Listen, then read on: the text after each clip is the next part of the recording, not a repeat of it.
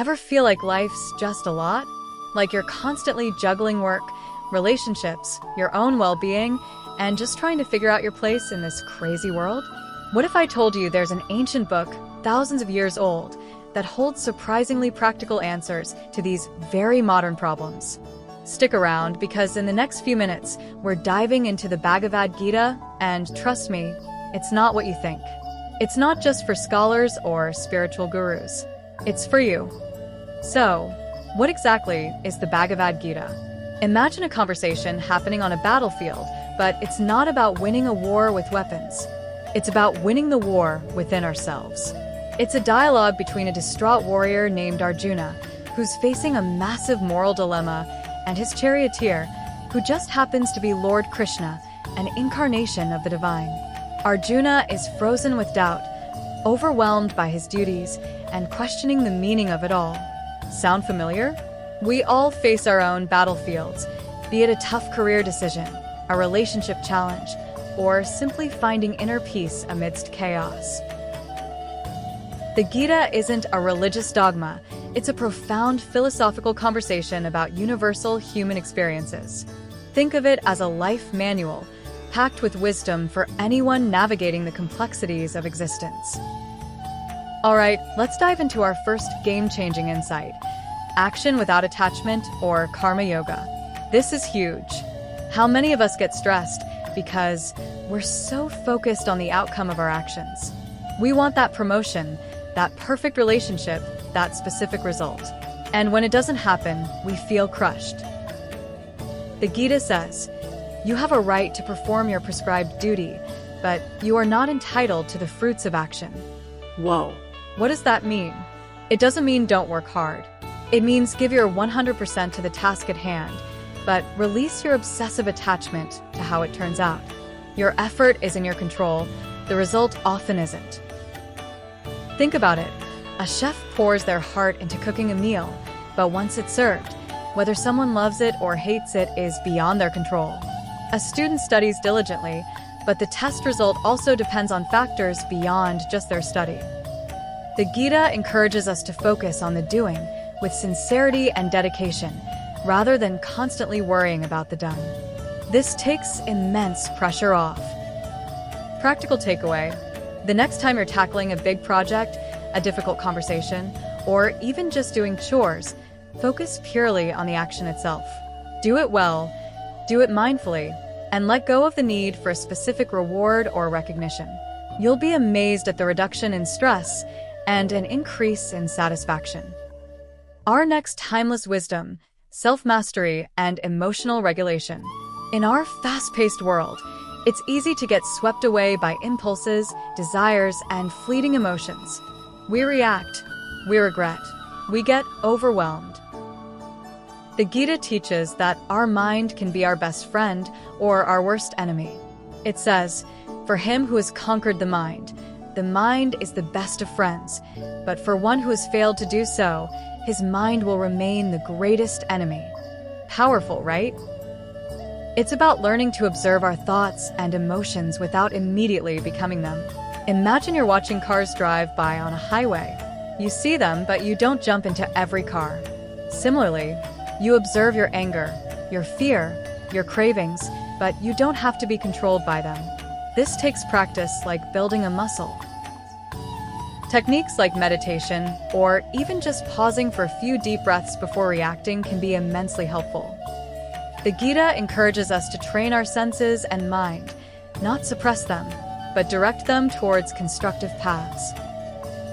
Practical takeaway: the next time you feel a strong emotion bubbling up, anger, frustration, intense craving, pause. Take 3 deep breaths. Ask yourself, is reacting right now the most helpful thing? This simple pause creates a space for a conscious choice, rather than an automatic reaction. It's the first step to becoming the master of your mind, not its slave. Third profound insight: finding your purpose, or dharma. This isn't about some grand, lofty spiritual calling for everyone. Dharma, in this context, is about understanding your unique nature, your inherent talents, and your responsibilities. It's about what you are meant to contribute to the world, big or small. Arjuna's dilemma was about his dharma as a warrior. For us, it might be, what am I good at? What do I truly enjoy? What impact do I want to make? When we act in alignment with our dharma, our actions feel natural, fulfilling, and less like a burden. The Gita suggests that striving to live a life aligned with your true nature brings inner harmony. It's not about comparing yourself to others or chasing external markers of success. It's about finding what lights you up and contributes positively to your environment, whether that's through your job, your family life, or your community involvement. Practical takeaway: take some time to reflect. What are your core strengths? What activities make you lose track of time? What causes do you deeply care about? Even small steps towards aligning your daily actions with these insights can bring immense fulfillment. You don't have to quit your job and become a monk. It can be as simple as bringing more conscientiousness and passion to what you already do, or finding a new hobby that truly resonates. Our fourth powerful teaching: the interconnectedness of all beings. This might sound a bit abstract, but it's incredibly practical for modern life. In a world often driven by division and us versus them mentalities, the Gita offers a radical perspective. We are all part of the same universal consciousness. Krishna tells Arjuna, the self in all beings is the same. This isn't about ignoring differences, but recognizing a fundamental unity beneath them. When we truly grasp this, empathy naturally arises. If we are all connected, then harming others is, in a sense, harming ourselves. Helping others is helping ourselves. This understanding fosters compassion, reduces judgment, and encourages a sense of responsibility not just for ourselves, but for the collective good. It can transform our relationships, our communities, and even our approach to global issues. It moves us from a purely self-centered perspective to one that includes the well-being of others. Practical takeaway: the next time you encounter someone you disagree with, or someone who irritates you, try to see beyond the surface. Acknowledge their humanity, their struggles, their inherent worth. Practice acts of kindness, even small ones, without expectation of return. These seemingly small shifts can profoundly impact your interactions and your overall sense of peace. So, you might be thinking, this all sounds great, but what about when I'm just overwhelmed? When doubt creeps in, or fear paralyzes me, or I feel utterly hopeless? The Bhagavad Gita doesn't pretend life is easy. Arjuna himself was drowning in despair. The Gita acknowledges these very human emotions and offers guidance. It tells us that these feelings are temporary, like clouds passing in the sky. The self, our true essence, remains untouched. It encourages us to cultivate resilience, to lean into faith, not necessarily religious faith, but faith in the process, in a higher order, in our own inner strength, and to continue performing our duties even when we don't feel like it. It also emphasizes the importance of perspective.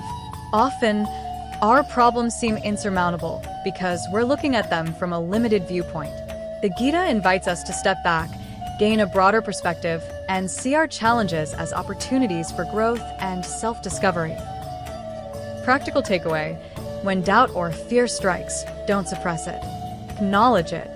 Then, gently shift your focus to what you can control: your actions, your attitude.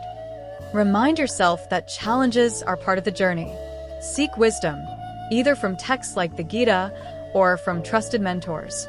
And remember, every small step forward, even when you're scared, is progress. So, we've explored just a few of the incredible, timeless gems from the Bhagavad Gita: action without attachment, self-mastery, finding your purpose, and the interconnectedness of all beings. These are not abstract theories. They're practical tools for navigating the ups and downs of modern life. The Gita isn't about becoming someone else.